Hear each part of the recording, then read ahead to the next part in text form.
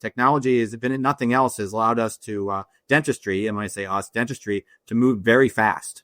Unlike a lot of other industry medical sects out there, dentistry is moving at really lightning speed. So you just got to be able to listen, watch, and move with it. And I think, labs will continue to be an awesome business because we have, awesome clients in the dentists we work with.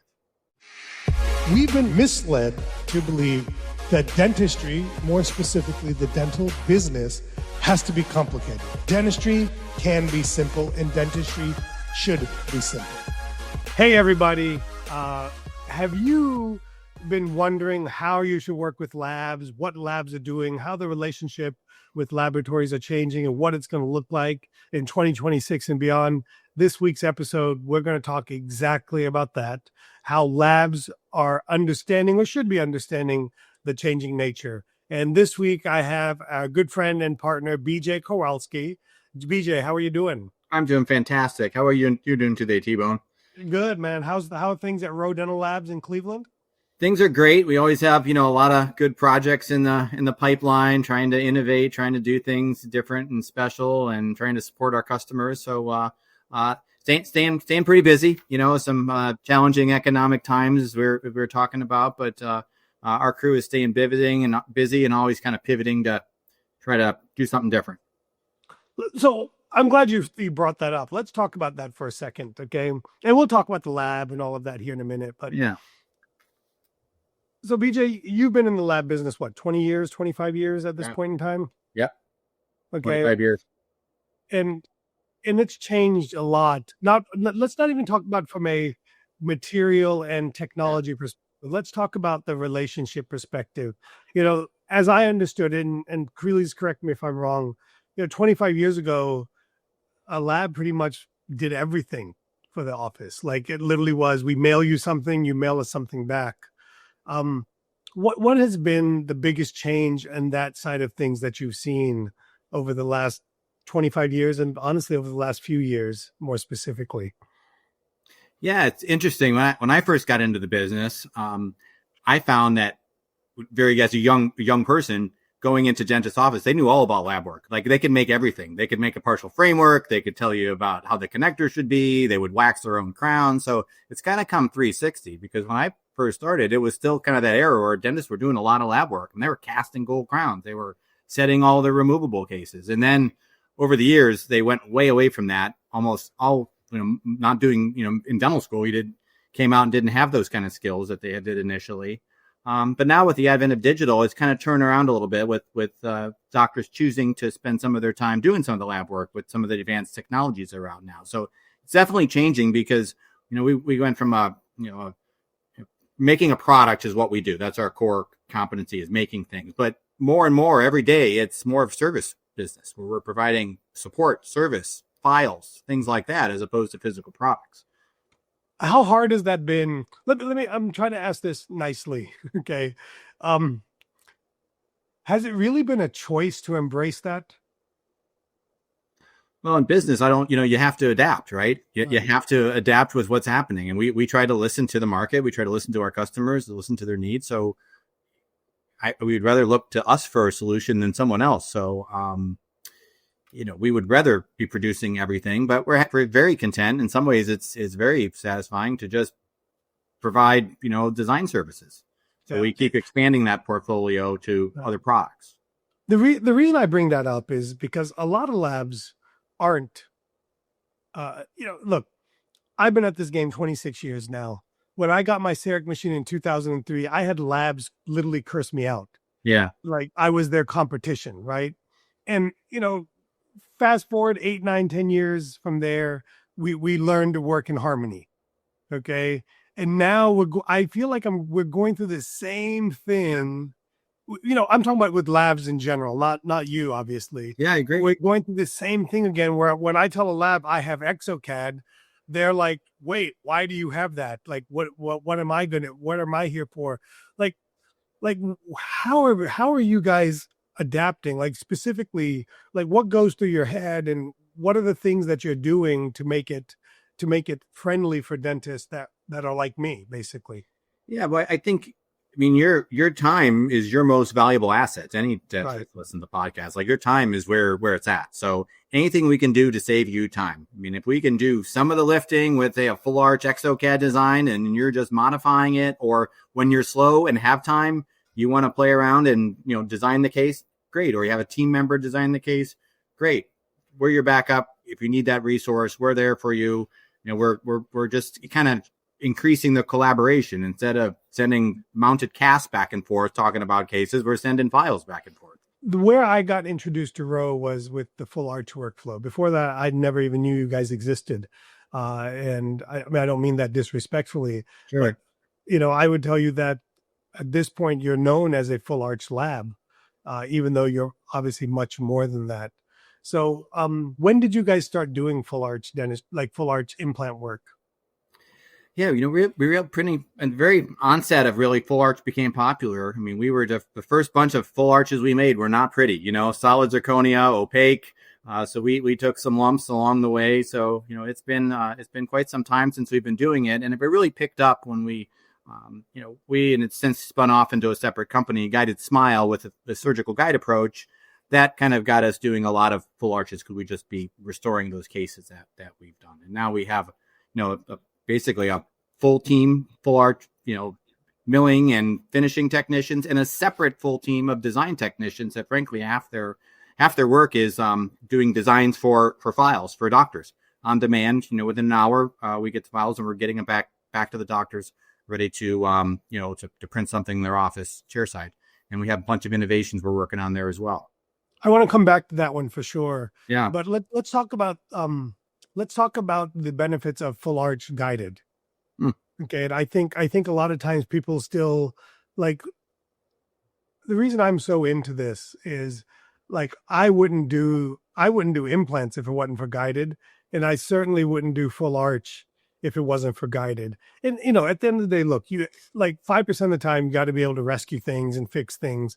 But what I found is it's not even really 5% of the time. Watch it. I'm going to knock on wood because my next case is probably going to be one of those 5% of the times. But what are your services for people that want to start surgically placing full arch? Like what are you guys doing there?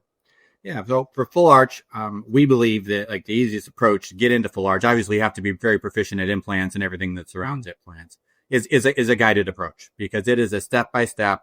It is a recipe, for success each and every time. It's very repeatable. We have every step of every process documented with videos, with big, thick booklets that explain every process.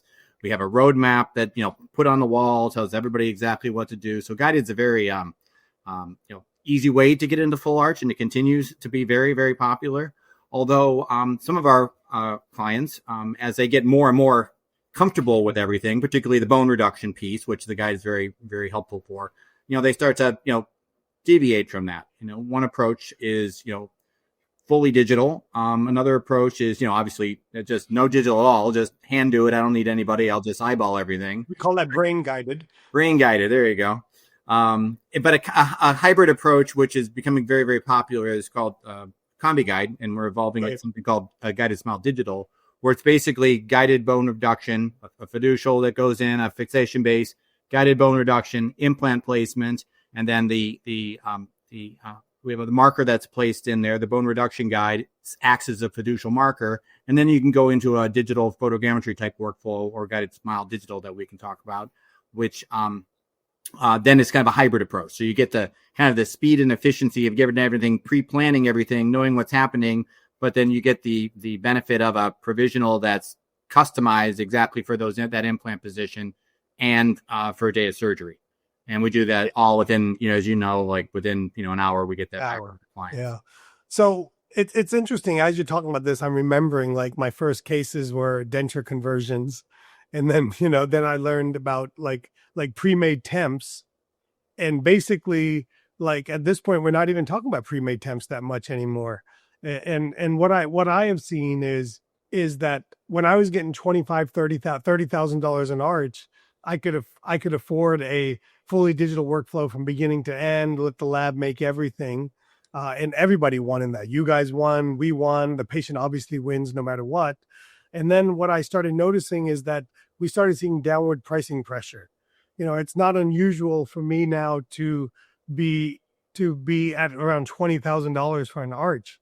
And so suddenly when I'm $10,000 less in revenue, we've got to cut out some of the costs, right? We got to cut out the pre-made temps and things like that. And that's what initially led me to look at photogrammetry, grammetry, different options like that.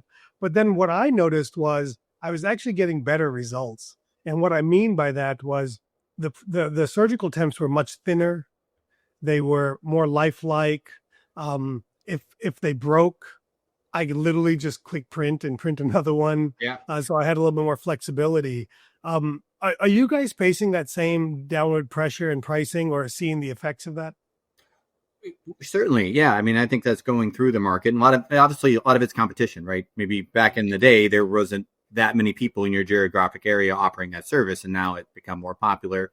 Just like us, we were kind of, a lot of people did what we did. Yeah. Now, most labs offer that kind of service because it's popular and it's a service their clients want. So yeah, we 100% are experiencing that. We've definitely seen the more popular with the less expensive combi guide, getting that bone reduction, getting the implant placement, doing those provisionals, chair side, we kind of package that in the service. So, and that's like a much less cost. So we also have been experiencing that. Yeah. One of the reasons I wanted to bring some of this stuff up was, at least I know I thought this way initially, and I've been working with you guys for 12, 13 years now at this point. And when I wanted to go to a point where I didn't want you guys to make my finals, I had this impression that maybe the lab wouldn't want to work with me. And what I found was the opposite. I mean, the lab wanted to support us in every way. So I want our listeners to know that, at the end of the day, if you just want a guide only, the lab will make that.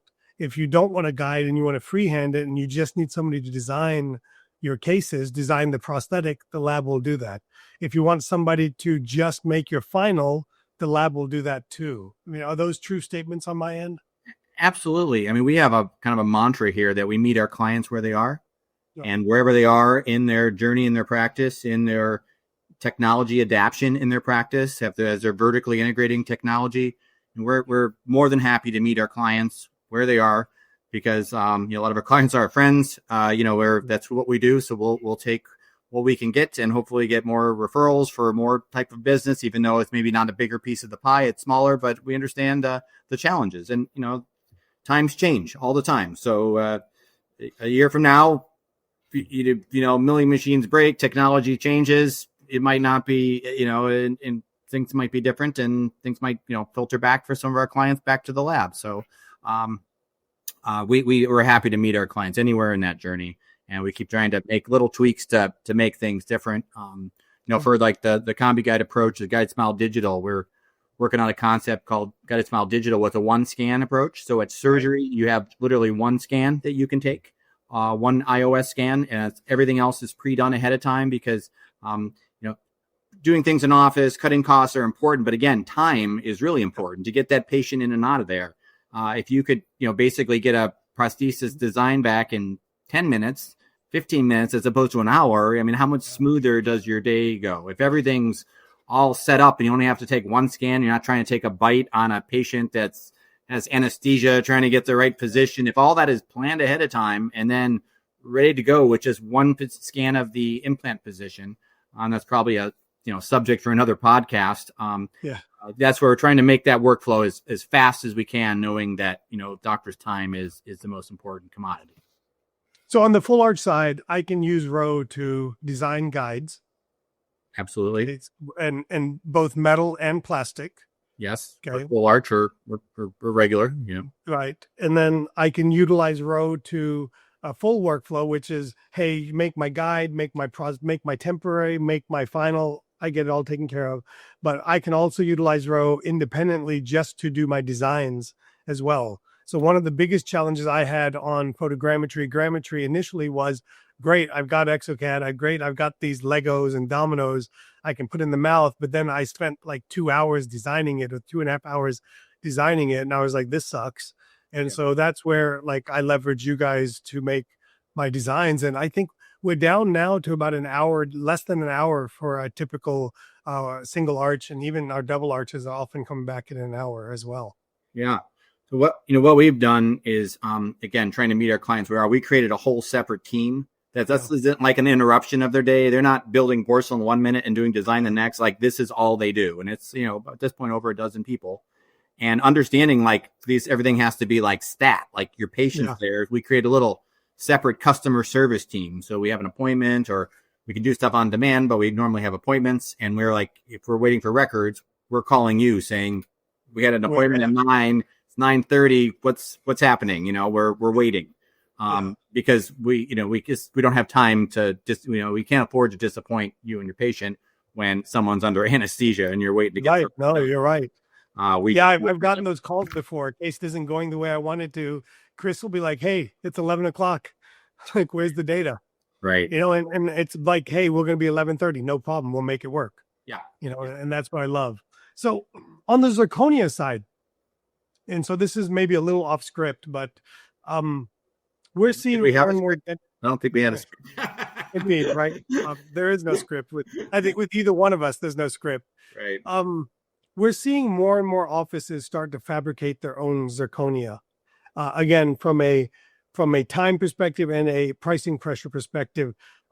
Outside of design services, how are you guys at this point able to do milling for offices? Those that don't want to spend $50,000-$60,000 on a milling unit? Yeah, we have a separate service where we can either as a backup service, if something fails, we can then take your files and mill them. There's some tweaks there about getting on the same page, so it needs to be a little planning for screw dimensions and how things are designed. So we can take your design and mill them and send it back in the green state, send it back fully finished, send it back ready for someone to apply pink material to it to make it beautiful, or we can do that for you. So any kind of piece in that puzzle, we can basically solve for our clients. But it's one of those situations that it's better to have a relationship and talk about it ahead of time, because there's some milling nuances, there's some design nuances. Yeah, what kind of screws you're going to use, angulated, all those things, right? When you're trying to get a case done, in good time, you don't want to have all those questions or have to redo things. But we have a separate service of basically fabricating, again, meeting you where you are at any phase that the doctor wants. I keep bringing these things up because I can't impress on our listeners enough the importance of these things, right? That there is a laboratory and the owner of the laboratory that is willing to meet us where we're at. And it's not an adversarial relationship. Everybody's winning. You're winning. We're winning. The patient's winning. Everybody's winning in that. But also to me, it's such a safe way to step into vertical integration, because that's what I did when I started. I started with, hey, I'm going to let Roe do everything for me. Then it was, hey, you know what? I'll print the surgical temp and I'll let Roe make the final. Okay. Then it was, you know what? I'll get you guys to mill the final for me and I'll apply the pink on it. And, step by step, that led me to being able to be integrated. And by being integrated, you're winning because we're doing more cases. We're not doing 1 or 2 cases beginning to end. We're doing 4 or 5 cases, partial amount. So the lab still wins in that. But I think ultimately it allows me to compete and allows me to step into this world of vertical integration without taking such a big jump of $50,000-$60,000 in equipment, such a big jump on software that to do all this. And then the most important part, as you keep mentioning out, is the time part of it, like learning how to do all of this at the patient's expense to a certain degree. So I want to thank you for being forward thinking and, coming along the way in that journey for us. And I hope our audience also thanks you guys for that by supporting you guys in doing this. Yeah. And one thing we added too, as some of our clients were doing service like you, they said, hey, what if my patient wants something else, like a higher level? So we created a bespoke line of full art, which is very patient interactive. We're giving the patient videos and smile design catalog. We're working on an AI generated automated smile report with 11 different propositions of before and afters, like all in seconds, coming back to our provider. That'll be the next couple months. So we're going to be finished with that partnership with a company. And so if you could have, level A, and if you want to offer a separate level, where it is outsourced, something different, then to get that, maybe not even to the 30 point, but maybe even more, because, Right. people always like good, better, best, right? Right. And it's good to have options, and it gives the clients another option that maybe they, it's hard to integrate in their office with, Yeah, it's funny you mentioned that, because one thing I am seeing is that we can get the 30 grand or more for an arch. We just have to differentiate our product. Exactly. And I think, like, having a bespoke line or a signature service or a truly patient customized option, like even where if we want individual jacket crowns where the patient wants to floss, they didn't floss. That's how they got in this position. But that to me is what I'm finding is we offer it to every patient, and 90% of our patients don't take us up on it. Right. But 10% do. And that 10% that do take us up on it, that's a big driver of bottom line revenue for our business, because surgically it's not any more time. It's more time on the patient management a little bit. Sure. Surgically is no additional time on that. Sure. Yeah, we have a nice setup for that. If anyone's interested, they can, reach out to us, but it's a whole lineup, how we integrate and talk to the patient. We get online with the patient, go over the design with them. That's our part of our plan. So to make sure they feel like they're getting a commissioned piece of artwork as opposed to just getting teeth. It's like they're participating in the process. And I know some of you are laughing when you're smirking at yourself, but I promise you 5 to 10% of your patients are 100% willing. Absolutely. If you offer this level of service, they will take you up on it. Okay. We can't assume that the patient doesn't want this, or if the patient asks about money, they're never going to pay for that. I do just fine in life. I ask about money all the time, but I'm willing to pay for something that I value. Yeah. And so, like, I will tell you, just ask your patients. Absolutely. I mean, there's all kind of different cars out there, right? People make different choices every day. Yeah, it's funny you say that. Real quick, there's one more thing I want to talk to you about. But I want to tell everybody, BJ's the owner, but we don't call and ask BJ any questions. I'm not sure I'm available. That would be the right person. One of the beautiful things that I love with us and with Roe and 3D Dentists is we interface directly with Chris. So if you want to get in touch with Chris, I'm actually going to give you his cell phone number. He won't mind. But if you're interested in learning more about the lab and what they do and just getting, honest information on that, I suggest that you contact Chris. Chris's cell phone number is 216-315-6000. So again, that's 216-315-6000. Contact Chris. He'll talk to you about the lab. Mention 3D Dentists so that, obviously we can have a little bit more pull with BJ on things, but, we get no money from it. And I just want you guys to use the lab because they do an amazing job and they do good work. And just like any larger lab, once in a while things slip through the crack, but they're always there to make it right. And that's really what matters. So, all right, BJ, I want to talk about one more thing. Sure. That's kind of new. And I think this has a potential to really be much bigger than even Full Arch. And I know Full Arch has been very big for you guys. And that's this whole digital smile design.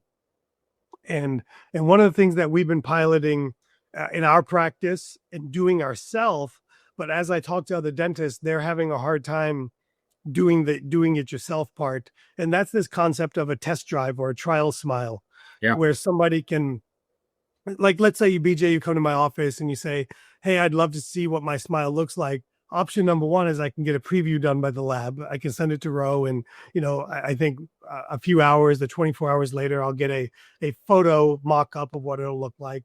But that's pretty good. But what's even better is the ability to have something that I can put in the patient's mouth that they can see and feel what that looks like.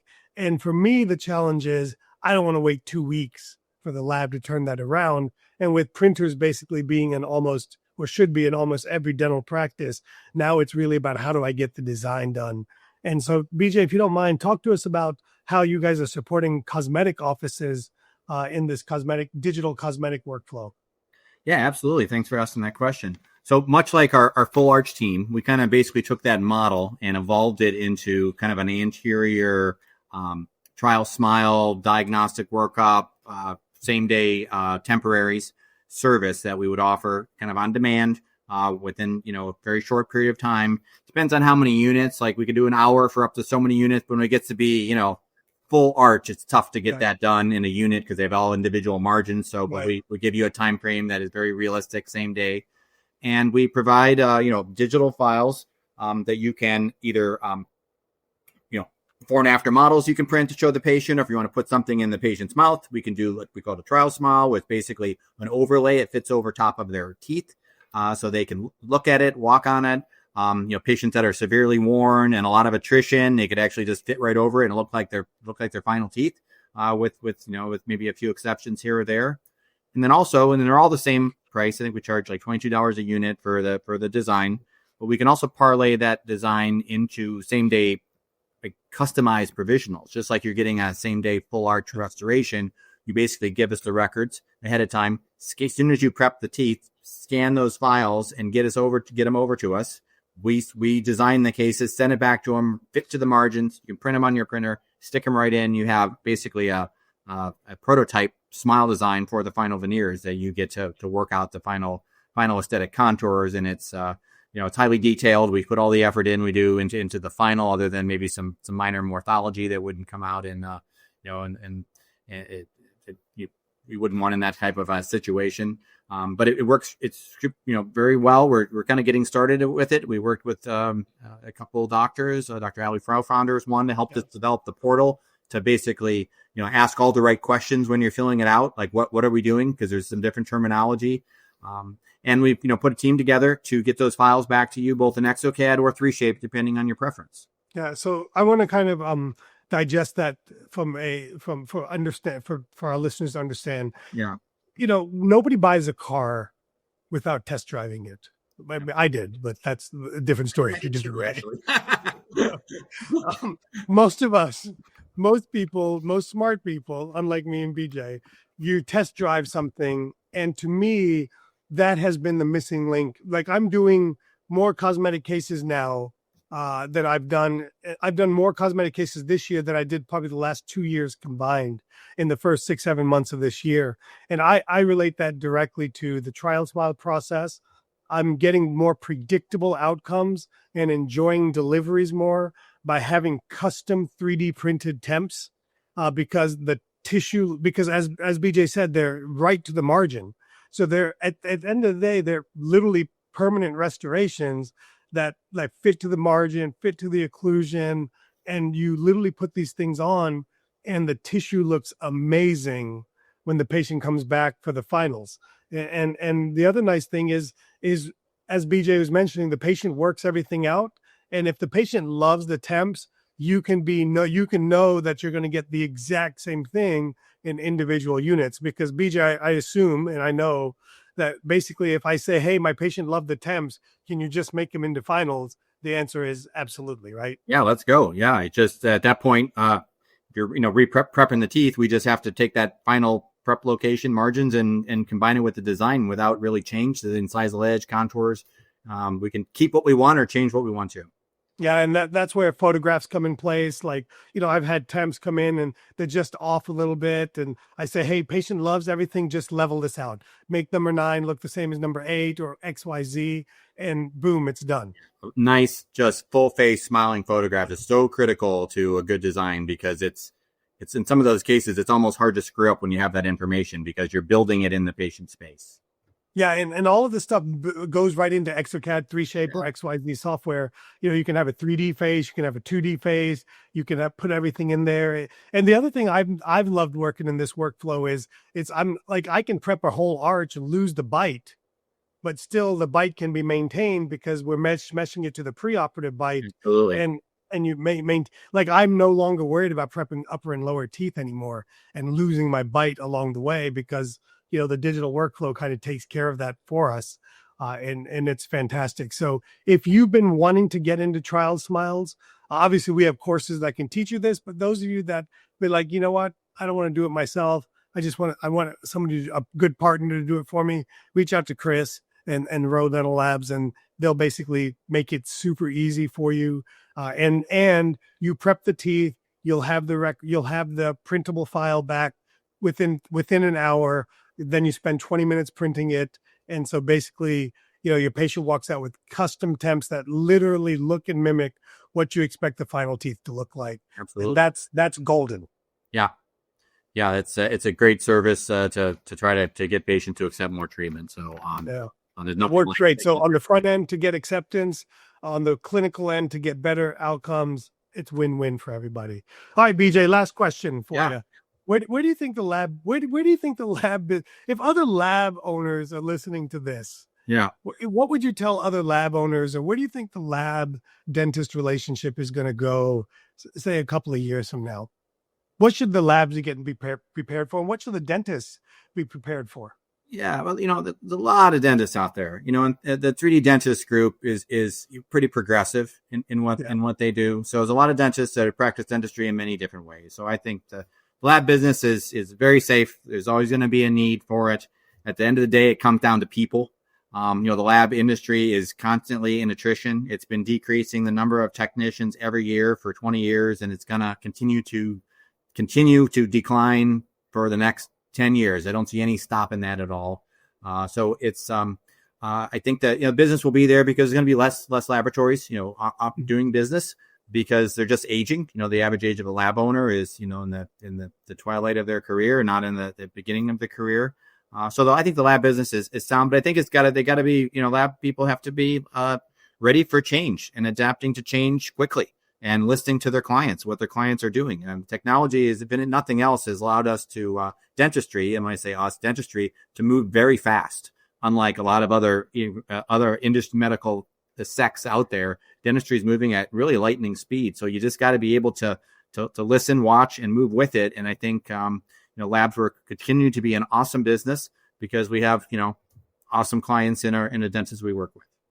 Yeah. What I'll add to that is, and please correct me if I'm wrong on this, I envision a day where progressive offices like what we teach will be having their own software, and they may not design everything, but they'll have this software so they can tweak anything. Yeah. Okay. And I think we'll get to a point where we will print a lot of things in the practice, certainly temporaries, trial smiles, maybe not printing definitives at this point in time. But I think we'll get to that point where that's what we're doing. And I think everybody will, in the days where you used to have a lab that you work with, I think it's going to change to where you have a lab designer that you work with, that gets everything done for you. And then on the final side, I think, certainly labs will still make the vast majority of all the final restorations in dentistry. But I think we're going to start to see even that number start to come down as technology becomes more accessible and necessitated in dental practices. Yeah. And we get to see what AI has a deep effect it will have on dentistry. I imagine it'll, What are you guys seeing in AI like that? Because I think the labs get it first in a sense. Sure. From a scale perspective. Yeah, there's plenty of AI design options out there. None of them are ideal at this point. They all need edited, or a lot of them need some editing. But it's definitely coming. We have several AI projects that we're working on. With all the cone beam data and things we're working on an AI platform that basically, before your patient leaves the office, looks at your CT scan, maybe 10 different variables, looks at the photograph, looks at the STL files, and make sure you capture all the landmarks, make sure the DICOM's correct. It's all the right arch is captured, kind of quality controlling your staff to make sure they did everything right.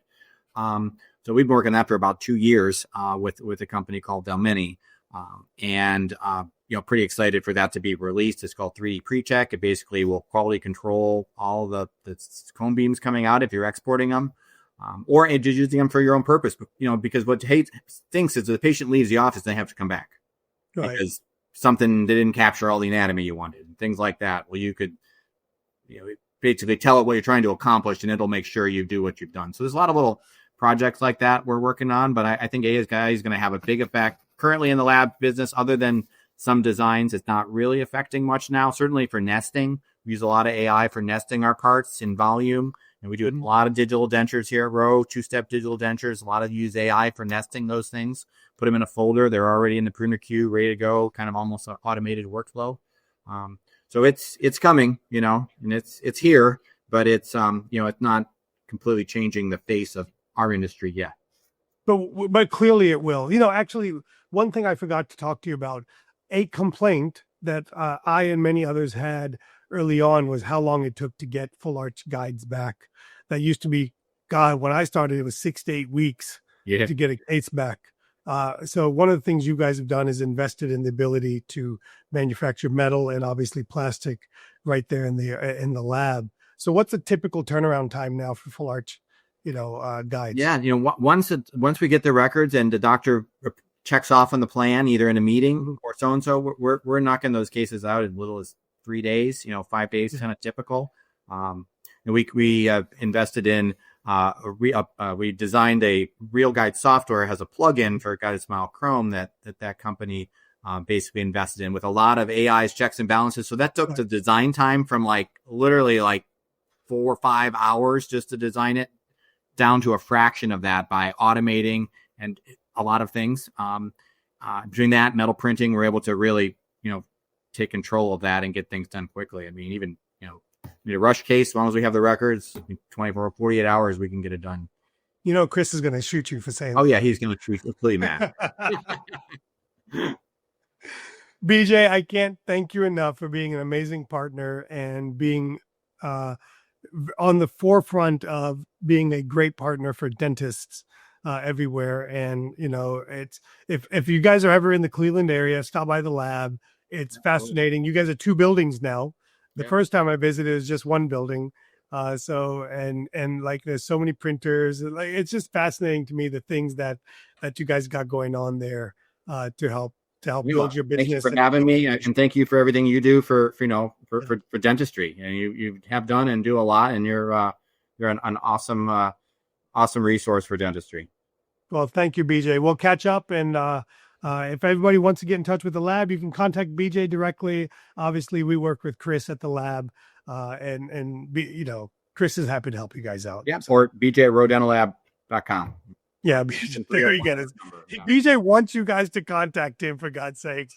So everybody's let's send an email to BJ just to irritate him. Have a great day, everybody. Yeah. Bye-bye.